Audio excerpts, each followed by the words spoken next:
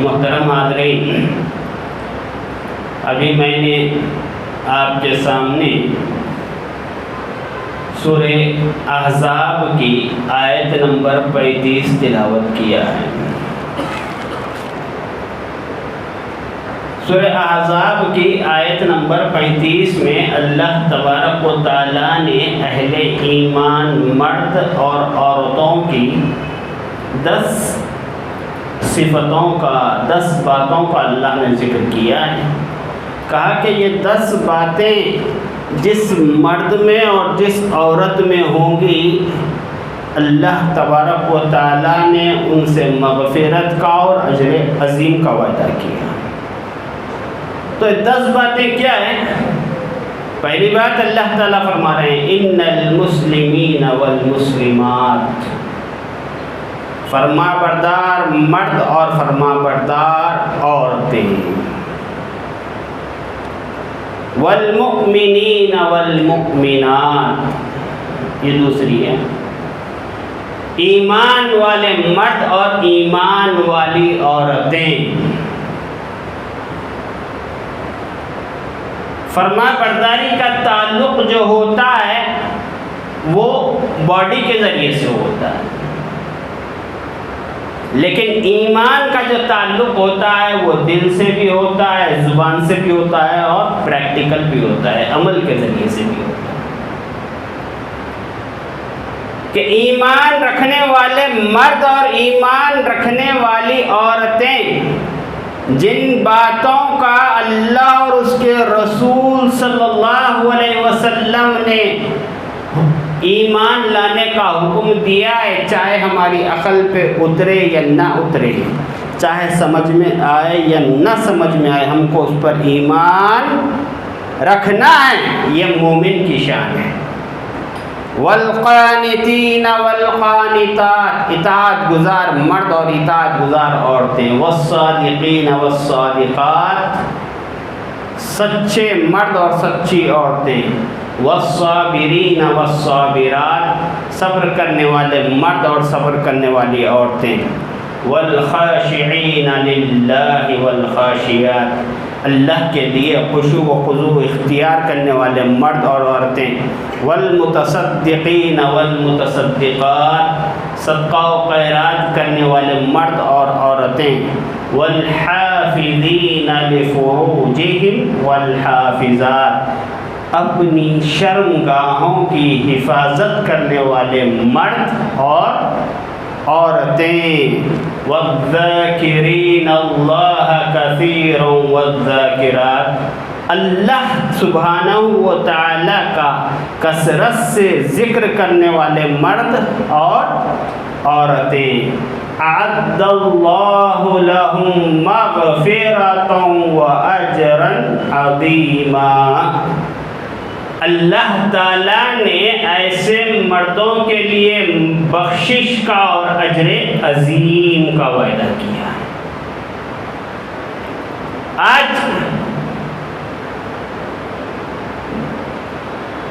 اورنٹلسٹ دہریے اسلام پر اعتراض کرنے والے اعتراض کرتے ہیں کہ اسلام عورتوں اور مردوں کے معاملے میں عدل سے کام نہیں لیتا، عورتوں پہ ظلم کرتا ہے، لیکن آپ دیکھ لیں کہ اسلام کی تعلیمات کتنی عادلانہ اور منصفانہ ہیں، کہ اللہ نے دونوں کو ثواب میں برابر شریک کیا ہوا ہے، کہ جو کوئی بھی ان 10 صفتوں سے اپنے آپ کو آراستہ کرے گا، یہ 10 باتیں جس مرد میں ہوں گی، جس عورت میں ہوں گی، اللہ نے اس سے مغفرت کا اور اجر عظیم کا وعدہ کیا۔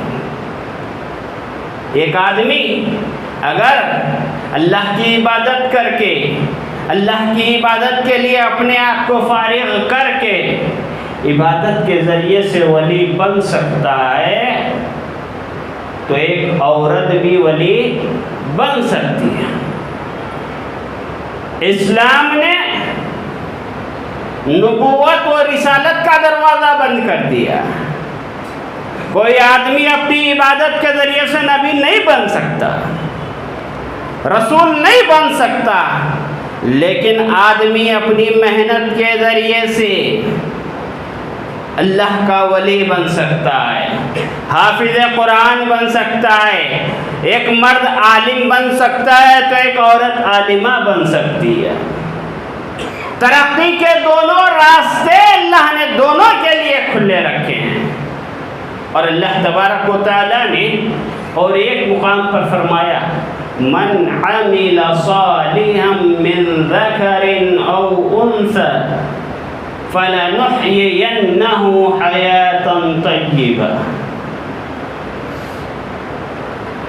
من عمل صالحا من ذکر او انثى وهو مؤمن، کہ جو کوئی عمل صالح کرے چاہے مردوں میں سے ہو چاہے عورتوں میں سے ہو، وَهُوَ مُؤْمِنٌ، شرط یہ ہے کہ صاحب ایمان ہو، ایمان کی دولت سے مالا مال ہو، فَلَنُحْيِيَنَّهُ حَيَاةً طَيِّبَةً، تو ہم ان کے لیے اچھی زندگی کی ضمانت دیتے ہیں، دنیا بھی ان کی اچھی ہوگی، آخرت بھی ان کی اچھی ہوگی۔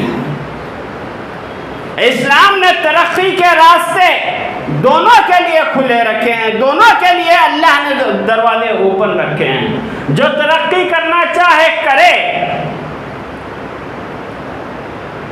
قرآن کریم کے اندر جہاں اولیاء اللہ کا تذکرہ ملتا ہے، وہیں اولیاء خواتین کا بھی تذکرہ ہمیں ملتا ہے۔ اگر ہم حق و صداقت کی تاریخ کا گہرائی سے مطالعہ کریں، اسلام کی تاریخ کو گہرائی سے پڑھیں، تو اسلام کی نشر و اشاعت میں جہاں مردوں نے قربانیاں پیش کی ہیں، وہیں پر خواتین اسلام دوش بدوش نظر آتی ہیں، کہ ہر مرد کی کامیابی کے پیچھے ایک عورت کا ہاتھ ضرور نظر آتا ہے۔ اگر ہم اسماعیل علیہ السلام کی قربانیوں کو یاد کرتے ہیں تو ہم حضرت حاجرہ علیہ السلام کو نہیں بھول سکتے، کہ حضرت حاجرہ علیہ السلام نے اپنے بچے کی کیسی تربیت کی تھی۔ جب باپ نے کہا انی ارا فی المنام انی اذبحک فانظر ماذا تری، کہ بچے میرے لگتے جگر، میں خواب دیکھتا ہوں کہ میں تجھے اپنے ہاتھوں سے ذبح کر رہا ہوں، فانظر ماذا تری، بتاؤ تمہاری کیا رائے ہے۔ بچے کی ایسی تربیت ہوئی تھی، فرمایا یا ابت افعل ما تؤمر، اے ابا جان اللہ آپ کو جس بات کا حکم دے رہا ہے اس بات کو کر گزریے،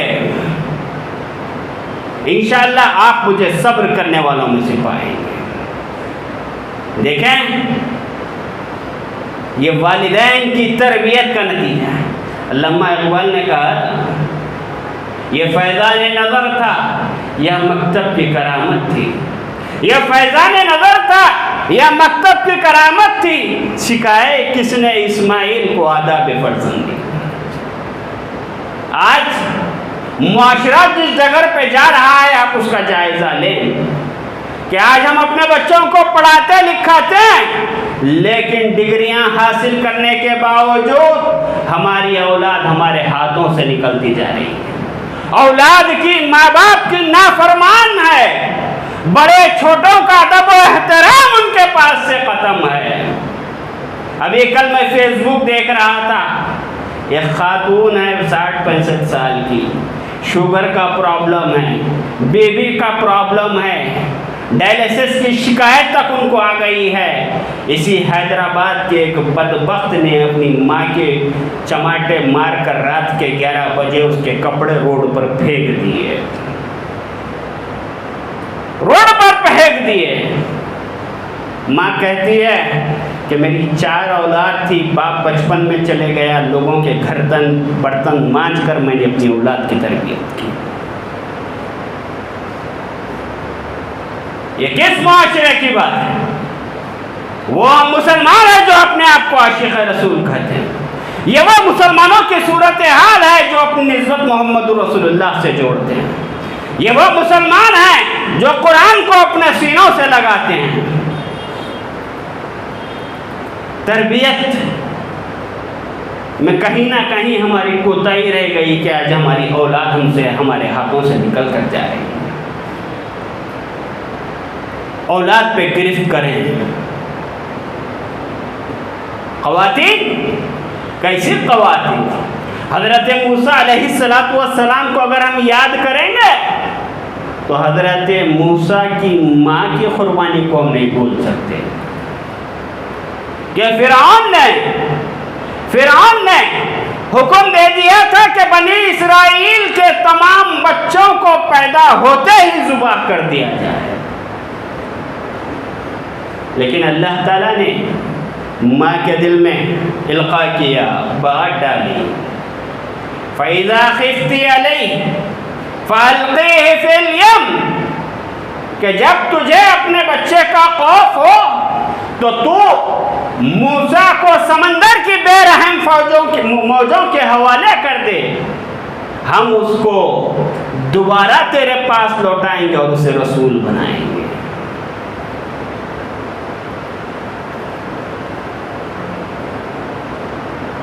اگر ہم عیسیٰ علیہ السلام کی محنتوں کو یاد کرتے ہیں تو حضرت مریم علیہ السلام کی قربانی کو نظر انداز نہیں کر سکتے کہ عیسیٰ علیہ السلام جب ماں کے گود میں تھے قوم نے کیسے کیسے تانے دیے. یا مریم لقد جئت شیئا فریا، اے مریم تو نے بڑا بیہودہ کام کیا ہے، بڑی گندی حرکت تو نے کی ہے. ما كان ابوك امرأ سوء وما كانت امك بغيا. اے ہارون کی بیٹی، نہ تیرا باپ برا آدمی تھا نہ تیری ماں بدکارا تھی. تو نے یہ کیا حرکت کی ہے کہ تیرے گود میں بچہ ہے؟ اللہ نے اسی بچے کو زبان دی. ماں کی صفائی کے لیے اللہ نے معجزہ ظاہر کیا، کہا انی عبد اللہ آتانی الکتاب وجعلنی نبیا، کہ میں اللہ کا بندہ ہوں، اللہ نے مجھے کتاب دیا اور اللہ نے مجھے نبی و رسول بنایا ہے. محمد رسول اللہ کی حیات مبارکہ کو ہم پڑھیں کہ اللہ کے رسول صلی اللہ علیہ وسلم کی صحابہ کی قربانیوں کو اگر ہم پڑھتے ہیں تو ہمارے دانتوں کو بھی پسینہ آنے لگتا ہے. لیکن اسلام کی تاریخ کا جب مطالعہ کرتے ہیں تو حضرت ختیجہ رضی اللہ عنہ کی قربانی ہم بھول نہیں سکتے کہ اللہ کے رسول صلی اللہ علیہ وسلم پر جب وحی نازل ہوئی اور پریشان ہو کر گھر آئے اور کہا کہ ختیجہ مجھے اپنی جان کا خوف لگ رہا ہے، ڈر لگ رہا ہے، مجھے خوف ہے کہ میں ہلاک و برباد ہو جاؤں گا. حضرت ختیجہ رضی اللہ عنہ نے تسلی دیتے ہوئے کیا کہا واللہ لا یخزیک اللہ ابدا، اللہ کی قسم اللہ آپ کو رسوا نہیں کرے گا، اللہ آپ کو برباد نہیں کرے گا. انک لتصل الرحمہ، اس لیے کہ آپ رشتہ داری کو جوڑتے ہیں، وتحمل الکلہ، لوگوں کا بوجھ اٹھاتے ہیں، وتقری الضیف، مہمان آتا ہے تو مہمان نوازی آپ کرتے ہیں، لوگوں کی مصیبتوں کو برداشت کرتے ہیں، اگر کسی کے اوپر قرضے کا بوجھ ہے تو آپ اس کو ادا کرتے ہیں. اللہ آپ کو رسوا و ضائع نہیں کرے گا، برباد نہیں کرے گا.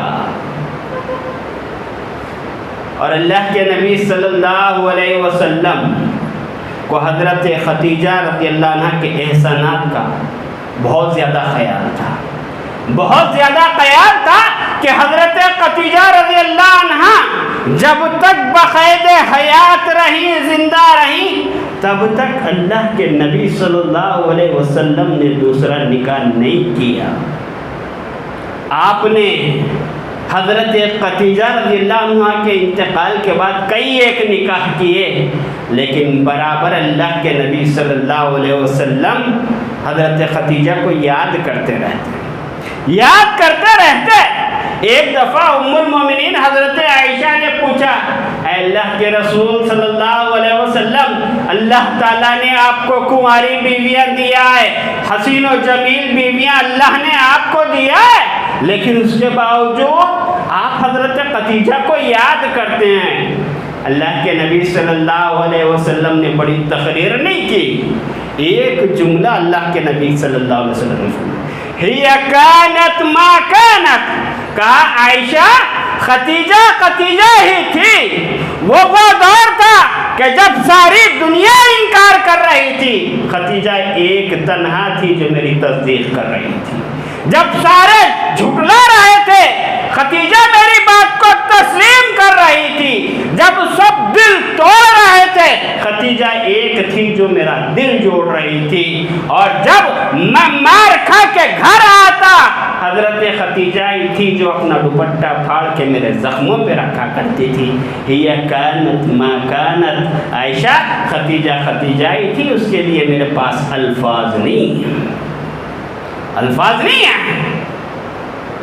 حضرت خدیجہ رضی اللہ عنہ کی قربانیوں کو نظر انداز نہیں کر سکتے، تو وہیں ام المومنین حضرت عائشہ رضی اللہ عنہ ہیں۔ امام زہری رضی اللہ عنہ فرماتے ہیں، امام زہری اور یہ حضرت انس فرماتے ہیں کہ علم کے جتنے مسائل تھے، دین اسلام کے جتنے مسائل تھے، ہم تمام صحابہ کرام حضرت عائشہ رضی اللہ عنہ سے پوچھا کرتے ہیں۔ باہر کی زندگی جو کچھ تھی وہ تو صحابہ کے ذریعے سے ہم تک پہنچ گئی، گھر کی جتنی زندگی اللہ کے رسول صلی اللہ علیہ وسلم کی تھی وہ ام المومنین حضرت عائشہ رضی اللہ عنہ کے ذریعے سے ہم تک پہنچی۔ امام زہری فرماتے ہیں کہ اگر تمام صحابہ کے علم کو ترازو کے ایک پلڑے میں رکھا جائے اور ام المومنین حضرت عائشہ رضی اللہ عنہ کے علم کو ایک پلڑے میں رکھا جائے تو واللہ حضرت عائشہ کے علم کا پلڑا بھاری ہوگا۔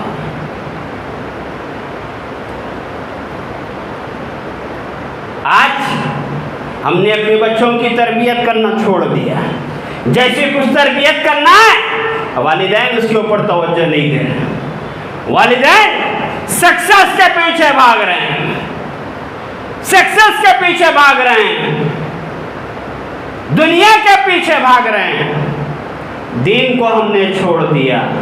نتیجہ کیا ہوا؟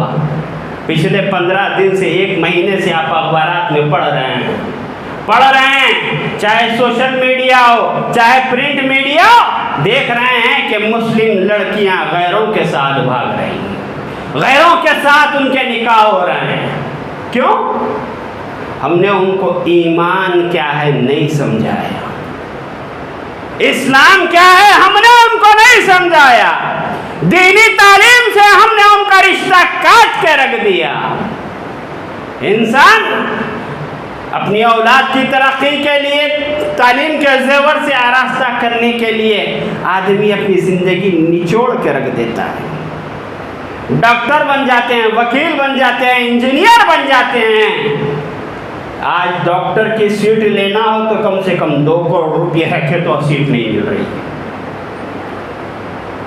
آدمی 2 کروڑ روپے دے کر ڈاکٹر کی سیٹ لے رہا ہے، لیکن دف ہے ایسی اولاد پر جو باپ کا جنازہ رکھا ہوا ہے مگر نماز جنازہ کی دعا اسی اولاد کو یاد نہیں۔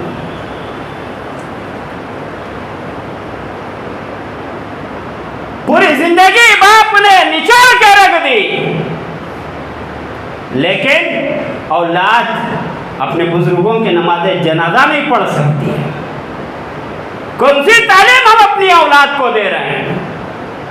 کون سی تربیت ہم کر رہے ہیں؟ اگر ہم نے اپنی اولاد کی صحیح تربیت کی تو یقین رکھیے یہی اولاد ہمارے لیے دنیا میں بھی کامیابی کا ذریعہ بنے گی، آخرت میں بھی کامیابی کا ذریعہ بنے گی۔ اور اگر دنیا کے سکسیس کے پیچھے بھاگیں گے، بچوں کو دینی تعلیم سے آراستہ نہیں کریں گے، ان کو اسلام کیا ہے نہیں بتائیں گے، ایمان کیا ہے نہیں بتائیں گے، تو ایسے ہی بے حیا روی کے مناظر ہمیں دیکھنے کو ملیں گے،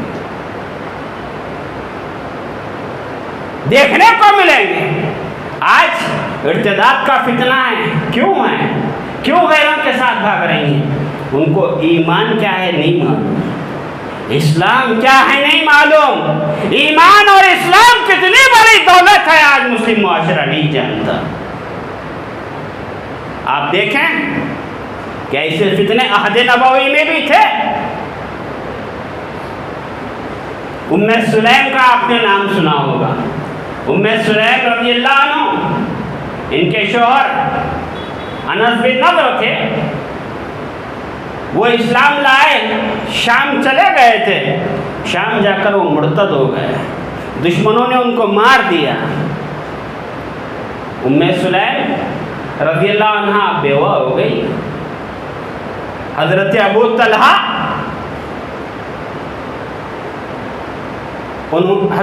طلحہ نے ان کو نکاح کا پیغام بھیجا، وہ اسلام نہیں لائے تھے، سابقہ دین پر تھے، نکاح کا پیغام بھیجا۔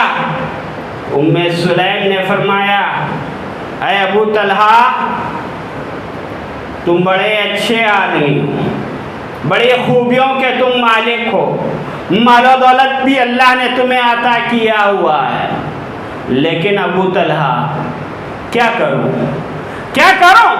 تمہارے اور میرے درمیان ایمان اور کفر کی دیوار ہے، میں ایک مومن ہوں، میں ایک مسلمان ہوں، اور تم ہرجائی ہو، بتوں کو پوجنے والے ہو، اللہ کو چھوڑ کر دوسروں کی عبادت کرتے ہو۔ اے ابو طلحہ، یہ بت جو رکھا ہوا ہے جس کی تم پرستش کرتے ہو، ارے اس کو فلاں بڑائی نے بنا کر بیچا ہے۔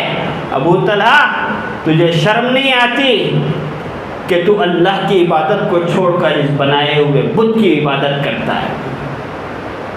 بات ام سلیم کے دل سے نکلی تھی، ابو طلحہ کے دل میں بات بیٹھ گئی۔ ام سلیم صحیح کہتی ہے کہ میں نے اپنے خالق کی عبادت چھوڑ کر مخلوق کی میں بندگی کر رہا ہوں۔ چنانچہ ابو طلحہ اس وقت اسلام لے آئے، اس وقت دونوں کا نکاح ہوا۔ ام سلیم نے فرمایا کہ اے ابو طلحہ، میں اپنا مہر معاف کرتی ہوں اور تمہارا اسلام ہی میرا مہر ہے۔ یہ تاریخ اسلام کا پہلا نکاح تھا جو بغیر مہر کے ہوا۔ مال اور دولت کو دیکھ کر ام سلیم رضی اللہ عنہا نے اپنے ایمان کو نہیں بیچا، ایمان کی حقیقت کو وہ جانتی تھی، اسلام کی اہمیت کو وہ جانتی تھی۔ ابو طلحہ جیسے مالدار آدمی کو ٹھکرانا گوارا کیا، مگر ایمان پر آنچ آنے ام سلیم نے نہیں دیا۔ کیا ہم اپنے بچوں کو ارکان ایمان سکھاتے ہیں؟ کیا ہم اپنے بچوں کو رب کی معرفت، نبی کی معرفت، دین کی معرفت کا علم دیتے ہیں؟ آج یہ فتنے کیوں ہیں؟ آج یہ فتنے اسی لیے ہے کہ ہماری اولاد انگریزی اچھا بولتی ہے، مگر یہ اولاد کبھی سورہ فاتحہ اور اتحیات صحیح پڑھنا جانتی ہے، کبھی اس کا صحیح ایگزام آپ نے لیا ہے؟ نماز کے ارکان کتنے ہیں؟ کبھی اولاد سے پوچھنے کی توفیق ہوئی؟ آج بے پردگی و بے حیائی کا فتنہ ہے، کیوں؟ یہی تربیت نہ ہونے کی وجہ سے۔